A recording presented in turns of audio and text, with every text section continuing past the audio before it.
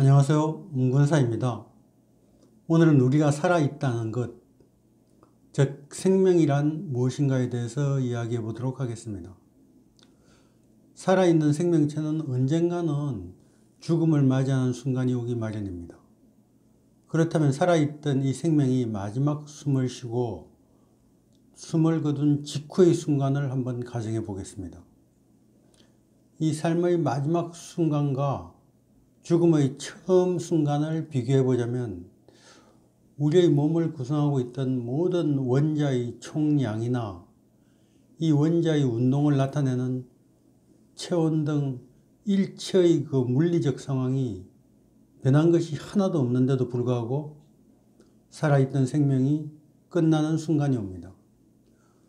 그렇다면 조금 전까지 존재하던 생명은 어디로 사라졌으며 생명이란 과연 무엇일까요? 우리의 몸은 부모님들로부터 물려받은 유전 정보에 의해서 탄생한 세포들로 구성되어 있습니다. 이 유전 정보, 즉 DNA는 A, 아데닌, T, 티민, G, 구아닌, 또 C, 시토신이라는 네 종류의 요소로 구성되어 있습니다. 이 요소 중에서 항상 아데닌의 함량과 티민의 함량이 같고 구아닌과 시토신의 함량이 같습니다. 이 아데닌과 티민의 함량이 같다는 것은 이들이 쌍을 이루고 있다는 것입니다. 다시 말하자면 아데닌과 티민은 화학적으로 요철 관계가 성립하는 것입니다. 이 열쇠와 열쇠 구멍처럼 딱 맞춰서 결합하는 관계인 것입니다. 마찬가지로 구아닌과 시토신 사이에도 같은 관계가 성립합니다. 이 두 가닥의 DNA 사슬은 쌍을 이루면서 이 나선 모양으로 꼬여 있습니다. 우리가 흔히 말하는 생명의 이중나선입니다. 여기서 중요한 것은 이 DNA가 나선 구조를 이루고 있다는 것보다는 우리의 DNA가 쌍으로 존재한다는 사실입니다. 그렇다면 DNA는 왜 이중나선, 이중, 즉 쌍으로 존재하며 이것은 생물학적으로 어떤 의미를 가질까요? 그 답은 다름 아닌 정보의 안정화를 담보하는 것입니다. 이 DNA가 서로 상보적으로 대칭 구조를 취하고 있으면 한쪽의 이 문자열이 정해지면서 다른 쪽도 필연적으로 같은 모습으로 정해지게 됩니다. 만약 이 두 가닥의 DNA 사슬 가운데 어느 한쪽을 잃어버려도 다른 한쪽을 기반으로 삼아서 쉽게 복구가 가능합니다. 이것이 DNA가 서로 상대방을 복제한 듯한 대칭 구조를 가지고 있는 이유입니다. 이 상보성은 손상된 부분의 부분적인 복구뿐만 아니라 DNA가 스스로 전체를 복제하는 역할도 담당합니다. 이 이중나선이 풀리게 되면 센스 사슬과 안티센스 사슬로 나뉩니다. 이렇게 나뉜 사슬들은 각각의 그 독립된 사슬을 거푸집으로 삼아서 새로운 사슬을 합성합니다. 이것이 생명의 자기 복제 시스템입니다. 이 원자의 지름은 대체로 1에서 2 옹스트롬입니다. 이 옹스트롬은 1m의 100억분의 1을 가리키는 단위입니다. 생명 현상을 만들어내는 최소 단위인 세포의 지름은 약 30만에서 40만 옹스트롬입니다. 이 세포에는 어마어마한 수의 원자가 포함되어 있습니다. 우리들의 몸을 이루고 있는 세포의 수는 대략 30조 개 정도 됩니다. 세포수가 이렇게 많은 이유는 우리의 몸속에서 일어나는 질서를 가진 모든 현상은 원자 또는 분자의 평균적인 행위로서 나타나기 때문입니다. 이 평균적인 행위가 뭐냐면, 예를 들어서 우리가 음식을 삼킬 때 우리 식도의 근육이 음식물을 위장으로 내려보내려고 운동을 합니다. 이때 100개의 근육세포는 음식물을 아래로 보내려고 운동을 하는데, 다른 10개의 근육이 엉뚱하게도 위로 올려 보내려는 운동을 한다고 한번 가정해 보겠습니다. 만약에 이런 경우가 생기더라도 100개의 근육이 가진 운동력이 10개의 근육이 가진 운동력보다 많기 때문에 이 평균한 힘은 아래쪽으로 작동합니다. 이처럼 우리 몸속의 모든 활동들은 원자나 분자 단위로 볼 때 평균적으로 이루어집니다.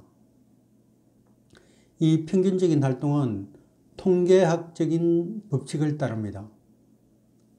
그리고 이 법칙의 정밀도는 이 활동에 관계된 원자의 수가 증가하면 증가할수록 더욱 정밀해집니다.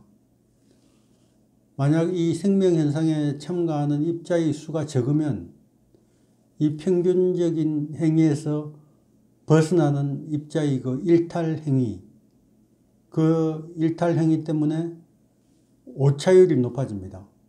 그러면 그 활동이 잘못된 방향으로 갈 수 있다는 것입니다. 그러면 이 오차율은 어떻게 측정되느냐? 이 평균에서 벗어나는 자기 혼자 예외적인 행위를 하는 입자의 빈도는 우리가 수학적으로 이야기할 때 루트의 법칙이라고 불리는 평방근의 법칙을 따릅니다. 예를 들어서 100개의 입자가 있다면 그중 루트 100, 100의 루트 100은 10입니다. 즉 10개 정도의 입자는 평균에서 벗어난 행위를 하게 됩니다. 이 오차율이 10%가 나오는 것입니다. 반면에 10,000개의 입자가 있다면 루트 10,000, 즉 100개 정도의 입자가 평균에서 벗어난 행위를 합니다. 이 100개는 10,000개의 1%에 불과합니다. 만약에 1억 개의 입자가 있다면 루트 1억, 그러면은 약 10,000개가 벗어난 행위를 하게 되는데 1억 대 만은 0.01%의 오차율을 가지게 됩니다. 이렇듯 입자의 수가 늘어나면 늘어나는 만큼 오차율을 급격히 저하시킬 수가 있습니다. 우리의 몸속에서 일어나는 생명현상에 필요한 이 질서의 정밀도를 높이기 위해서는 원자는 그렇게 작아야 할 필요가 있고, 그 원자에 비해서 우리의 몸은 이렇게 커야 할 필요가 있는 것입니다. 그렇다면 생명이란 무엇일까요? 생명이란 이런 원자, 각 원자들의 요소들이 모여서 생긴 구성이 아니라 이 요소들의 움직임이 유발하는 효과입니다. 이 생명은 이렇게 수많은 원자들의 움직임이 만들어낸 그 평균적인 평형 위에 존재하는 하나의 흐름입니다. 우리 이 생명을 구성하는 단백질들은 만들어지는 순간부터 바로 즉시 파괴되기 시작합니다. 단백질은 손상을 입으면 그 성질이 변합니다. 그러므로 손상을 입기 전에 일부러 미리 분해를 해버리는 것입니다. 그러면 일부러 미리 분해를 해버리면 그 손상을 축적되지 않고 새로운 단백질이 합성이 되는 거죠. 그러니까 손상되는 속도보다 빠르게 항상 몸을 다시 재구축을 하고 있는 것입니다. 다시 말해서 생명은 몸속의 세포들이 이 손상이 되기 전에 얼른 내다 버리고 새 것으로 바꾸는 시스템입니다. 이것은 이 생명이 그 질서를, 몸속의 질서를 유지하기 위한 유일한 방법입니다. 생명은 이 우리 내부의 얽히고 설킨 형태의 이 복잡 밀접한 상보성에 의해서 지탱이 되면서 그 상보성으로 인해서 끊임없이 반복되는 흐름 속에서 이 움직임 속에서의 어떤 평형 상태를 유지하고 있는 것을 말합니다. 우리 생명을 구성하고 있는 몸속의 분자들은 조립식 레고 장난감처럼 딱딱 맞춰지는 이런 정적인 부품이 아닙니다. 하나의 예외도 없이 끊임없이 실시간으로 분해되고 재구성되는 사이클 속에 있는 것입니다. 그래서 우리의 생명은 흘러가는 강물과 같습니다. 우리가 계속 먹어야 하는 이유는 그 흐름을 멈추지 않도록 하기 위해서입니다. 그리고 더욱 중요한 것은 그 분자의 흐름이 흐르는 가운데서도 전체적으로 질서를 유지하기 위해서 서로 밀접한 관계성을 유지하고 있다는 것입니다. 우리의 생명이 멈추었다는 것은 이 관계성에 회복할 수 없는 손상이 생겼다는 것을 의미합니다. 이 손상으로 인해서 전체의 움직임의 균형을 잡아주던 특정 부분이 무력화되면서 균형을 더 이상 유지할 수 없는 상태가 되는 것입니다. 이 흐름이 사라지는 것, 그것이 바로 죽음입니다. 죽기 직전의 생명과 죽은 직후의 생명 사이에는 분자적 차이나 운동의 차이는 전혀 없습니다. 단 하나의 차이는 균형을 잡아주던 흐름이 사라졌다는 것입니다. 그러므로 생명이란 분자의 흐름 위에 존재하는 평형이라고 정의할 수가 있습니다. 오늘은 생명이란 무엇인가에 대해서 이야기해 보았습니다. 구독과 좋아요 부탁드리면서 이만 마치겠습니다.